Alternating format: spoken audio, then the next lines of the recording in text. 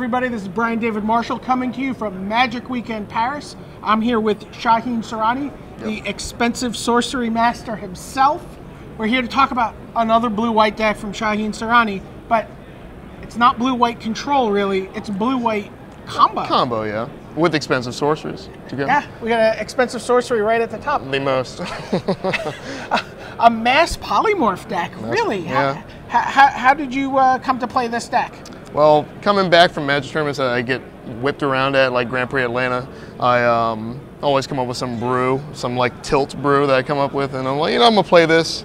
And it came out as a joke, but then after playtesting it, it just beat the mirror like blue-black control decks because there's too many threats and has good games across the board. So and then you're mass polymorphing us. Ultimately, you're trying to get these two cards. Why don't you translate the white one for us? Iona, Shield of Emeria. Very good. Best angel out there.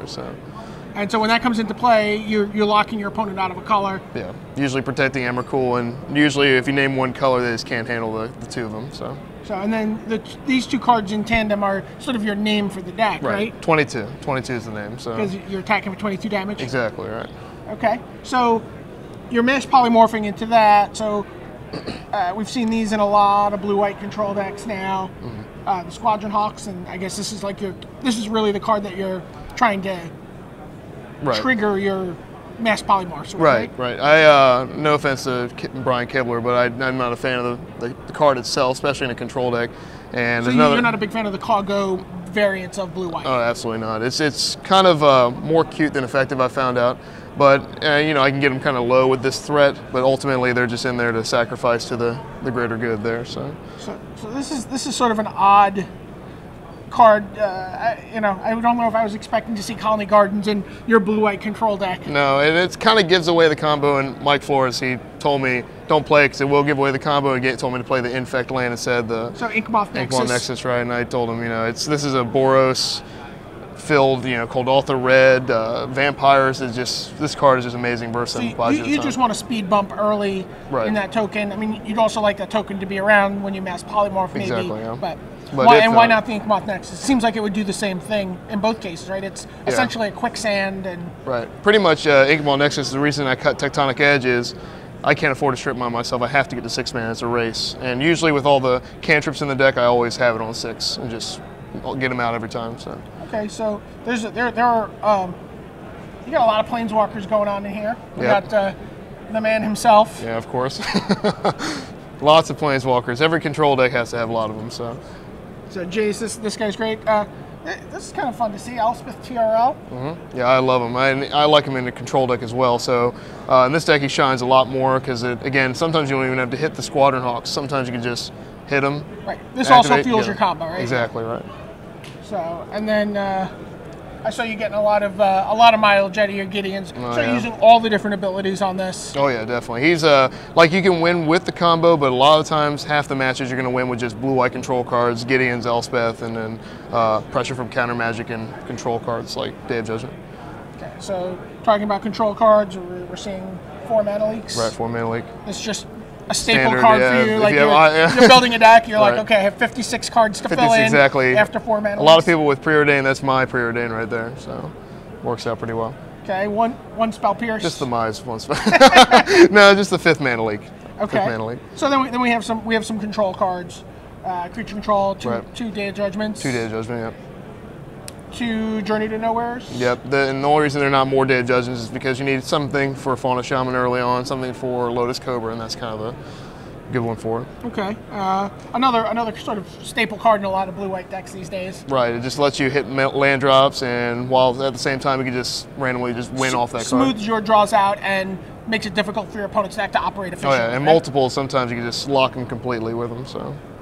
Okay, and then well, we're going to get to a card in a second here. CBeyond, so this lets you shuffle your combo pieces back in. You may be wondering what happens if I draw an Emrakul, or if I draw an Iona, I can now shuffle it back in with CBeyond. Yeah, you can't always count on Jace. That's the problem. So you have to play that stinker. No one ever counters it, so you're in good shape. And you have Jace also does that. All right, what's going on here? What's going on here? I apologize, all Star City Games readers and anyone who've ever read my articles. What is going on? I still hold my ground. I think the card is not a blue-white control card. I think it's a very good card in combo. And since I'm playing combo, I have to make sure I'm not drawing my Emrakuls, not drawing my Ionas. But if I were to play blue-white control, I promise you, without a combo, these would be torn up in a pile still. I actually had to borrow these because I don't own any Preordains. Those, you know, I mean, Shaheen has been a vocal advocate of not playing Preordain in blue-white control. Right, it's right. been very contentious. He's been fending off trolls at every turn over this. So this is kind of a big deal that he's playing these. I'm sure, and they'll have more ammunition now, but it's combo. It's combo. Let's talk about lands. 3 Celestial Colonnades. Yeah, just alternate win again, and they're just, you know, produce both colors. So. Right. And yeah, lots of, you know, all the blue-white lands. Right, right. Right, for those, 4 Seachrome Coasts. Now the staples, yep. Right, and then I noticed you have 2 fetch lands. Right. Just a Scalding Tarn and a Marsh Flats. Right, just to shuffle with Jace, just in case you're stuck with some bad things on top. So. Right, and then 3 plains, 4 islands to round out the deck. Yep. So that's the main deck. Tell us what your sideboard plans are. Is it just 1 spell pierce in the board? 1 spell pierce up into 2, mana league number 6. So. And where do you bring this in for? I bring it in against all the control or combo decks like Valakut and Control. Matter of fact, I board out Mana Leak and all counter magic against all aggro decks. So that's why I call it Mana Leak 5 and 6, because against the aggro decks, I can take all the counter magic out. Okay. And I assume you're bringing in Ratchet Bombs against those aggro decks? Yeah, red, Cold Author red, any kind of quick Boros deck, whatever, something like that. Okay. Flashfreeze is for the Valakut matchups? Valakut, yeah. Still a fun deck around. It's the most popular deck, easily. So. Okay. You know, Luminarch Ascension. I have not stopped playing that card since it's been printed. This is in the sideboard of every single card? Sideboard of every time. You have a 56 cards to build and 12 sideboard cards to build? Always, and always 3. Because, like, after board against blue-black, I have Luminarchs, Squadron Hawks, Elspeth, Gideon, Manlands, combo that they have to watch out for. So they're just in deep trouble. Like, you know, it's just so many win conditions. Third Day of Judgment? Third Day of Judgment, So, again, aggro decks, you're siding out those mana leaks, you're bringing in this, you're bringing in the Ratchet Bombs. Right, exactly. Okay, and then how's this card been for you? Leyline of Sanctity. You know, if it's in the opening hand, it's good, but lately I just can't do it. And I don't, and this might be something that I would ask people watching is, do you mulligan to this card? Because I honestly don't know. I have a decent 7. I'm not going to mulligan, and that card is just pretty worthless when you draw it later on. But, I mean, if I have an opening hand against blue-black decks, they are just stone dead with 9 dead cards in their deck. Because they bring in Memoricide if they see Polymorph. So they have Duress, Memoricide, Inquisition. So if you have that in the open hand, it's a good game. But I don't know if you mulligan to it. So you know, you can our Twitter account is Magic Pro Tour, and if you want to talk to Shaheen, tell him what you would do. Would you mulligan to this card? Yeah, or cut it all together. Or cut it all together. Yeah. Okay. So tell us what you think about this and how you play once you're playing Game 2 and Game 3 with Leyline of Sanctity. In the meantime. You've got a Pro Tour to play in. Right. You're off to a 2-1 start. You just beat Katsuhiro Mori in round 3. Yep, got him. So this is, you know, off to a nice solid start.